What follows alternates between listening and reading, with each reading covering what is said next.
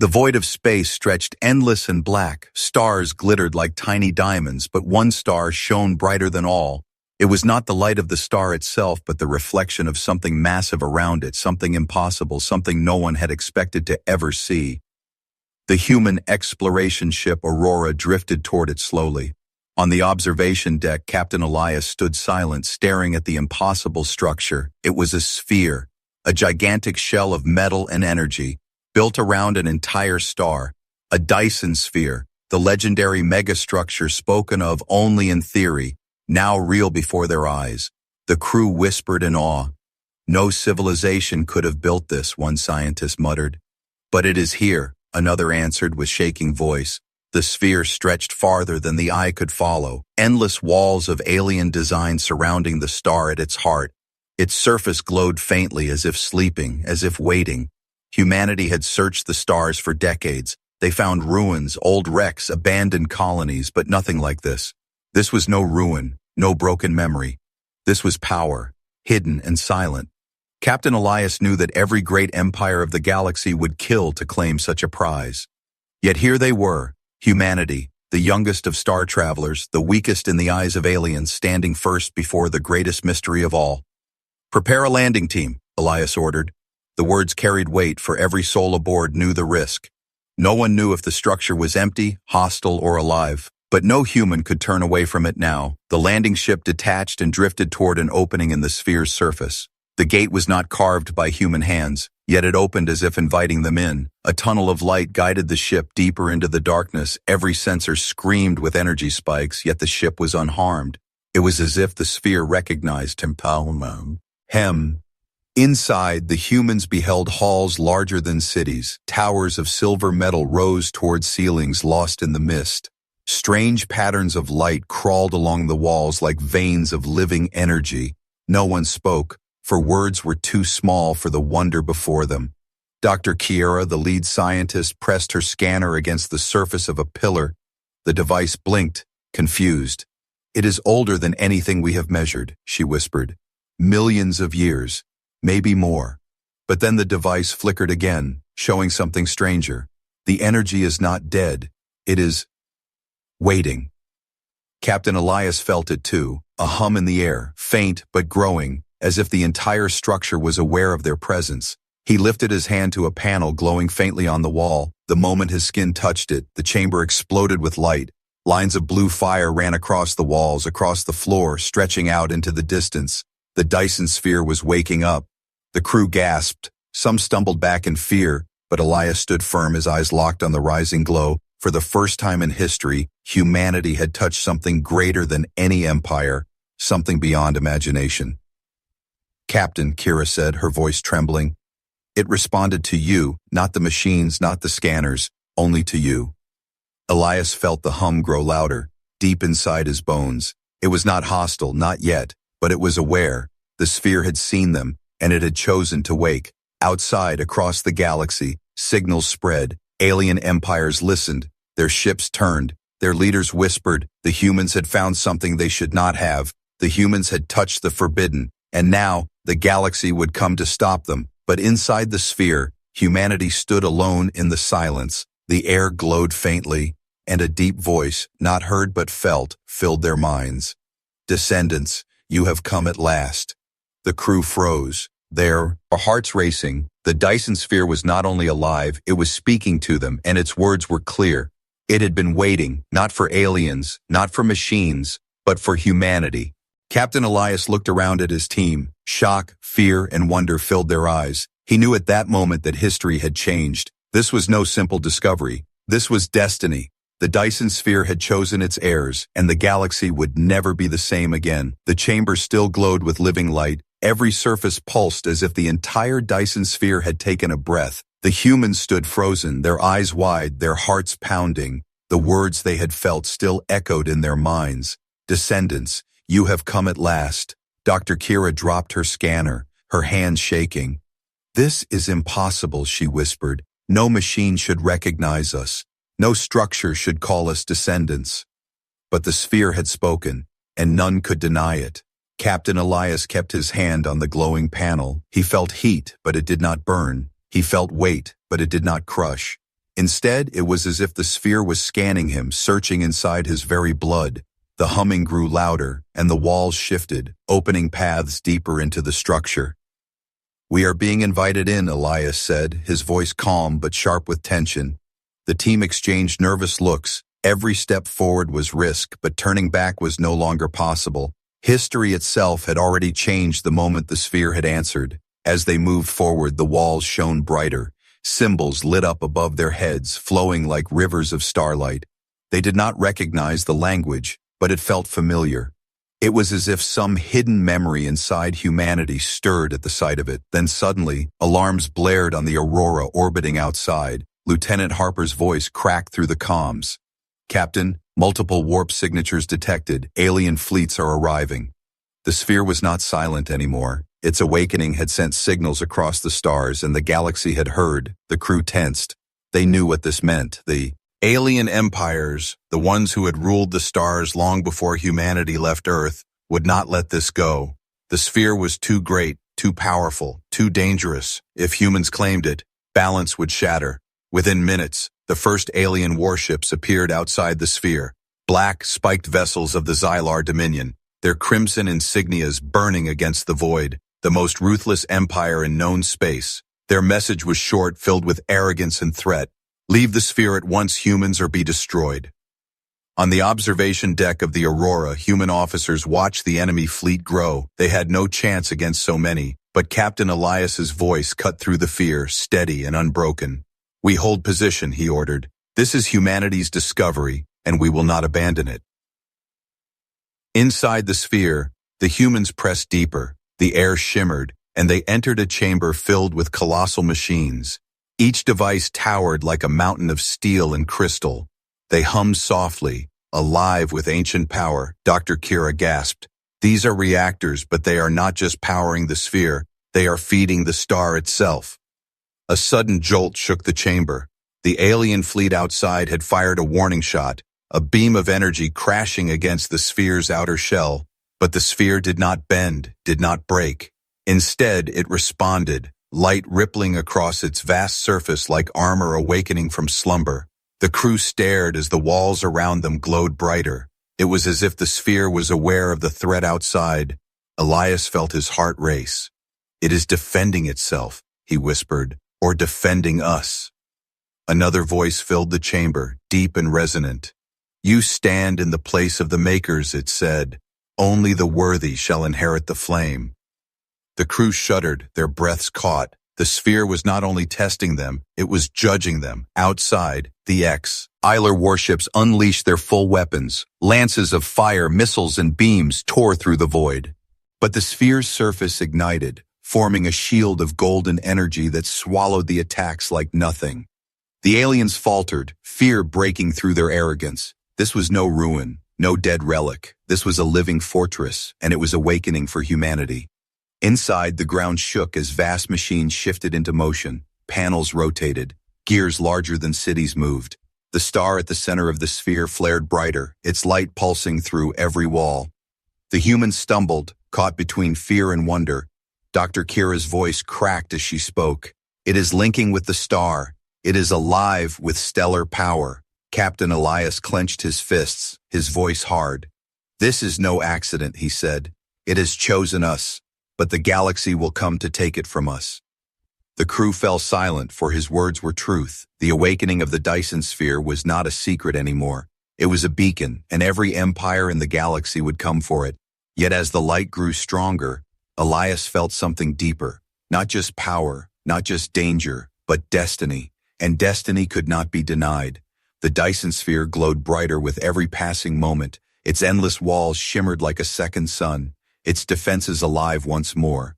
But outside, the void filled with shadows. The Xylar Dominion fleet was not alone anymore. Other alien empires had arrived, drawn by the signal of the awakening sphere. Hundreds of warships gathered in orbit, massive cruisers of the Arkan Alliance, their hulls carved with golden sigils, dark serpent-like vessels of the Kashari, moving like predators through the void. Even the silent nomad fleets, who rarely left their hidden worlds, now circled with cold hunger.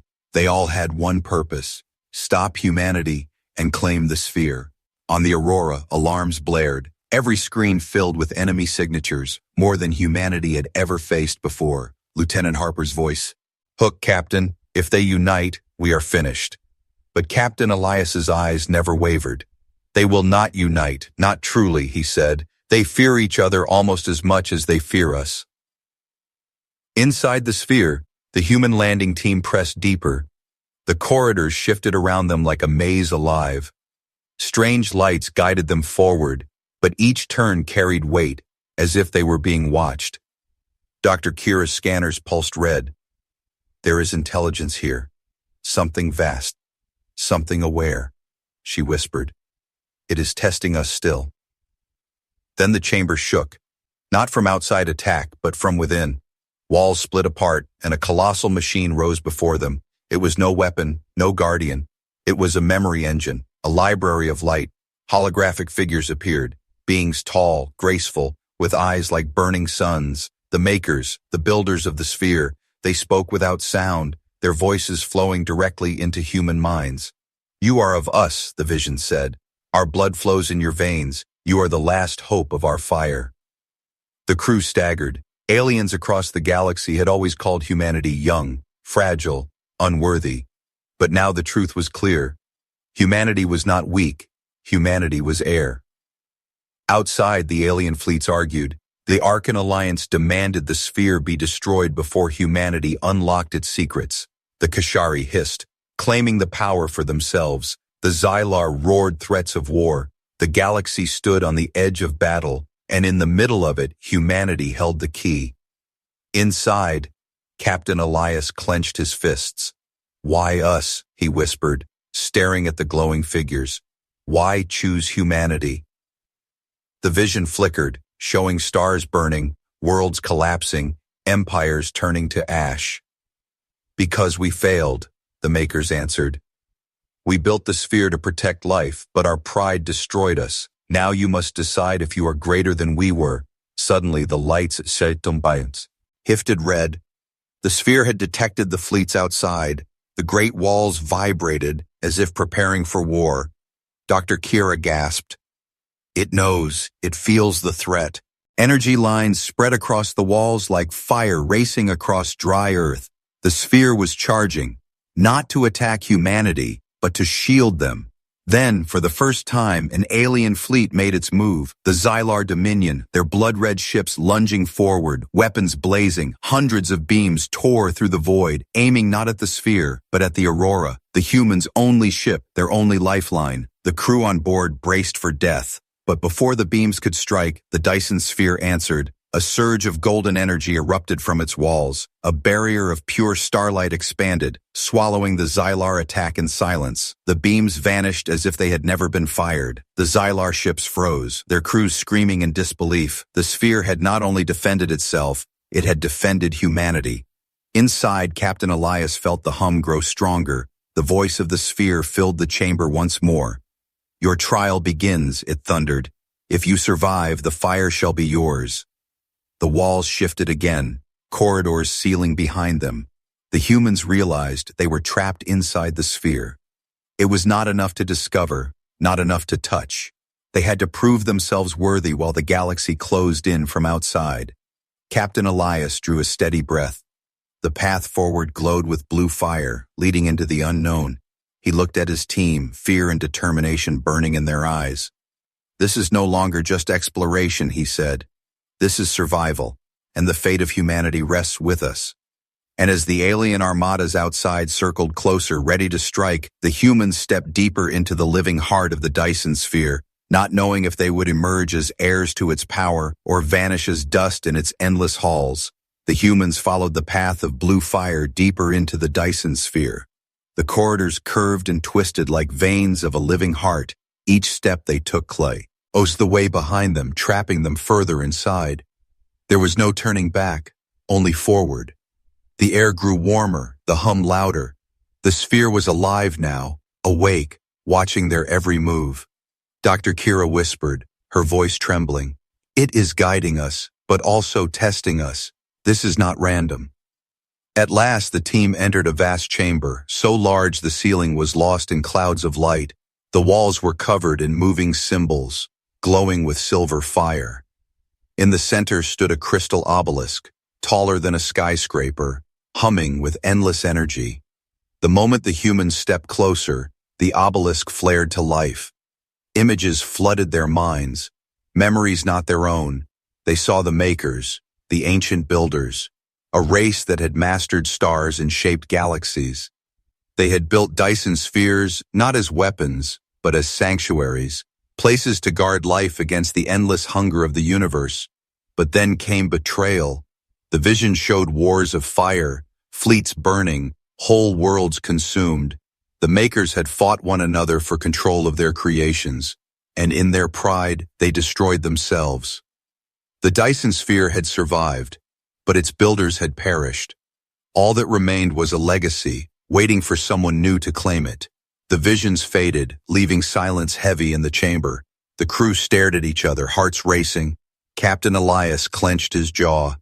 They destroyed themselves with greed, he said, and now it asks if we are better. As if in answer, the floor beneath them shifted. The chamber split into 3 separate paths, each glowing with different light, red, blue, and white. A voice thundered through the chamber, deep and unyielding. Choose and be judged. The crew exchanged fearful looks. Dr. Kiera studied the glowing paths. I think each path is a trial, she whispered. Strength, wisdom, and unity. But none of them knew what awaited inside. Elias stepped forward, his hand raised. We choose together, he said. No one will walk alone. At his command, the humans entered the path of blue light. Instantly, the walls closed around them. They found themselves in a hall filled with shifting illusions. The air was thick, heavy, pressing against their lungs. Figures appeared in the mist. Alien warlords, tyrants of the galaxy, mocking and threatening. Whispers filled their ears. You are weak, the voices hissed. You will fall as the makers fell. The crew trembled, their minds breaking under the weight of the illusions. But Captain Elias stepped forward, his voice steady. We are not them, he shouted. We are human, and we stand together. The illusions shattered like glass, the walls lit with golden fire. The voice of the sphere echoed once more, unity proven. The crew gasped with relief, but they knew this was only the first trial. The path stretched further ahead, glowing red now. They braced themselves and moved forward. Outside the sphere, the alien armadas drew closer. The Xylar Dominion gathered their fleets, ready for a final strike. But even as they prepared, fear gnawed at them. The sphere had awakened shields beyond their imagination, and worse, it had chosen humanity. Inside, the humans reached the second trial, a vast arena filled with machines of war. Colossal constructs rose from the ground, their eyes glowing with crimson fire. They moved as one, weapons blazing. The humans ducked for cover, their weapons useless against machines built by gods. Panic threatened to break them, but Elias's voice roared over the chaos. Do not fight with fear, fight with courage. The crew united, using their wits, their speed, their teamwork. They lured the machines into traps, turning their own power against them. Piece by piece, the giants fell, and when the last collapsed, the chamber roared with light. Strength proven, the voice declared. The crew fell to their knees exhausted, but the path ahead glowed white now, brighter than before. The final try. Allah waited. Captain Elias rose slowly, sweat dripping from his brow. This is not only about power, he whispered. It is about worth, about who we truly are. He looked at his team, their faces pale but burning with determination. We finish this together. And with that, the humans stepped into the last trial of the sphere, as alien fleets outside prepared for war, as empires argued over who would rule. The fate of humanity, and perhaps the galaxy itself, now rested in the outcome of the final judgment. The humans stepped into the white-lit path. The air changed at once, cold and heavy, pressing against their lungs. The walls shimmered, alive with flowing energy. This was no illusion, no battle of machines. This was something deeper, something that reached into their very souls. The chamber stretched into infinity, a white void with no floor and no ceiling. Each crew member felt their heart hammer as the voice of the sphere thundered once more. Strength and unity are proven. Now comes the last, the test of worthiness. Suddenly, the white void broke apart. Each human stood alone, separated, surrounded by visions drawn from their own fears. Captain Elias found himself on Earth, his home city burning, alien fleets above raining fire. He saw his people crying out for help, his hands chained, powerless to act. The voice whispered, "You will fail them, as the makers failed their worlds." Dr. Kira stood in a lab filled with broken machines, her research in ruins, her life's work wasted. She heard the voices of alien scientists mocking her. "You are not worthy, your mind is small, your kind is weak." Lieutenant Harper stood on the bridge of the Aurora. The ship was shattered, his crew dead. He heard the laughter of the Xylar. Human courage is nothing but dust. Each of them faced their greatest weakness, not weapons, not fire, but despair. The true test was not strength of body, but strength of spirit. Elias fell to his knees, his heart breaking as the city around him turned to ash. But then he remembered the faces of his crew, their loyalty, their courage. He clenched his fists, his voice rising. "We are human, we do not surrender to fear." Dr. Kira stood tall, her voice sharp as steel. "My mind is not small. It is mine, and I will use it." Her illusions shattered into light. Lieutenant Harper roared against the vision of death. "We fight together, and we never stop." The broken ship around him dissolved, leaving only golden fire. One by one, the humans broke their illusions, their spirits burning brighter, and as they did, the white void began to change. The fragments of their visions twisted together into a single image, a star burning in the heart of the sphere. The voice returned, louder than ever. "Worthiness proven." The chamber shook, the void collapsed. The crew found themselves standing together once more. The walls around them opened, revealing the core of the Dyson Sphere, a sun burning brighter than any they had ever seen, contained, controlled, alive. Machines of impossible scale rotated around it, harnessing its endless energy. The core was the true heart of the sphere, and now it was awake. Dr. Kira's voice trembled as she stared in awe. "This is power beyond empires, beyond weapons. It is creation itself." Captain Elias stepped forward, his face pale but steady. "And it chose us," he whispered. "This is what the galaxy fears." Outside, the alien fleets grew restless. The Arkan Alliance demanded immediate attack. The Xylar Dominion prepared to unleash their superweapons. The Kashari hissed in hunger, their fleets coiling closer. The nomads remained silent, but their ships encircled the sphere like vultures. The galaxy had come not to witness, but to destroy. But within the core, the sphere pulsed with golden fire. It had accepted humanity's worth, and with that acceptance came responsibility, the voice of the sphere. He filled every chamber, every human mind. "You are heirs of the makers. The flame is yours, but the choice is not. You may wield it for war or for life. Decide, and the galaxy will follow." Captain Elias felt the weight crush down upon him. The core blazed. The fleets outside prepared their assault. The entire future of humanity balanced on a single decision. One wrong step, and they would repeat the doom of the makers. One right step, and humanity would rise beyond imagination. The trial was over. But the true test, the test of destiny, was only beginning. The core blazed like a second sun. Its golden fire pulsed through every wall, every tower, every vein of the Dyson Sphere. The humans stood before it, small and fragile, yet chosen. Captain Elias felt the weight of 1,000 civilizations pressing on his shoulders. The voice of the sphere thundered again. "You are heirs. The fire is yours, but your choice will decide if the stars burn or if they live." The words shook the crew to their very bones. They knew the sphere was not only power, it was judgment. Outside, the void burned with movement. Hundreds of alien warships tightened their circle. The Arkan Alliance prepared their golden cannons. The Kashari predators swarmed like serpents of steel. The Xylar Dominion unleashed their massive dreadnoughts, weapons glowing with blood-red light, and the nomads, silent and patient, opened black rifts that tore at the very fabric of space. The galaxy had united not to fight each other, but to destroy humanity before the sphere could awaken fully. On the Aurora, alarm screamed. Lieutenant Harper's voice was sharp with fear. "They are arming superweapons, Captain. If they strike together, even the sphere may not hold." But Elias only stared at the core. He knew the answer was not fear, it was trust. The humans stepped forward as one, their hands touched the glowing floor of the core chamber. At once the light surged, flowing into them. They felt fire and thunder race through their veins. Visions of stars, of galaxies, of the Maker's lost dreams filled their minds, and then the core spoke, not as a distant voice but as a whisper inside their hearts. "You are ready," the sphere responded.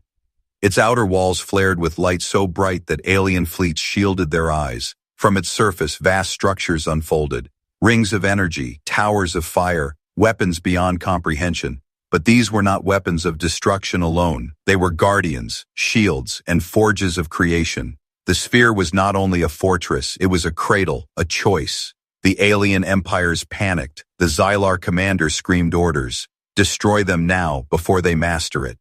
Red lances of energy tore across the void, joined by the golden beams of the Archons, the venom missiles of the Kashari, and the dark rifts of the Nomads. A storm of destruction greater than any battle in history hurled itself at the sphere. The humans braced for the end, but the core answered. The sun within the sphere pulsed once, then exploded outward in a wave of golden light. The alien attacks vanished, erased as if they had never existed. The fleets were thrown back, ships spinning helplessly, their weapons shattered. The Dyson Sphere had awakened fully, and it had chosen humanity as its heart.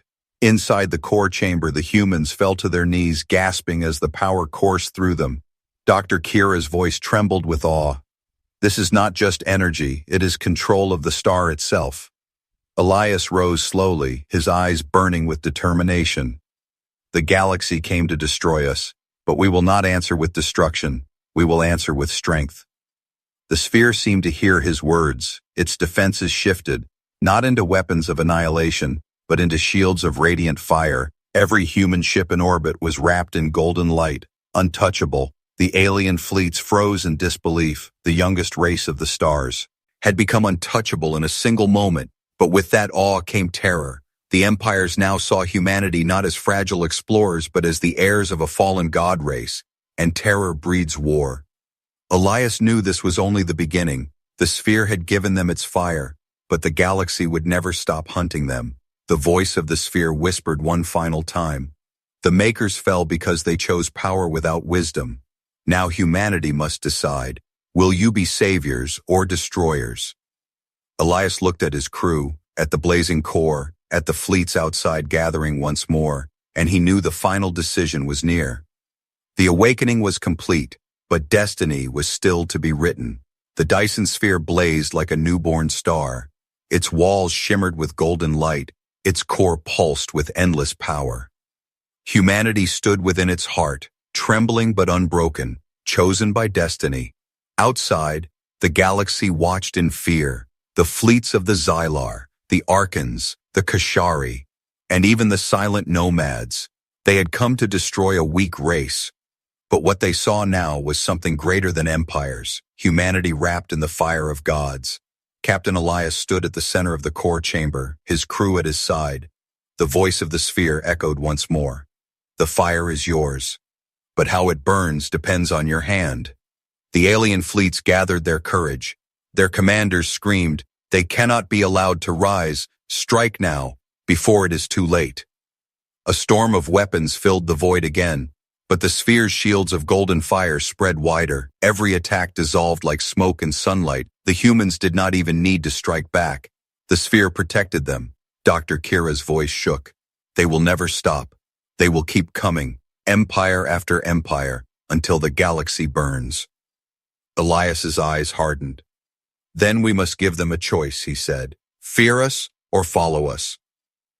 He raised his hand to the core. At once, beams of golden light burst from the sphere, not weapons but messages. Each one carried visions to every ship outside.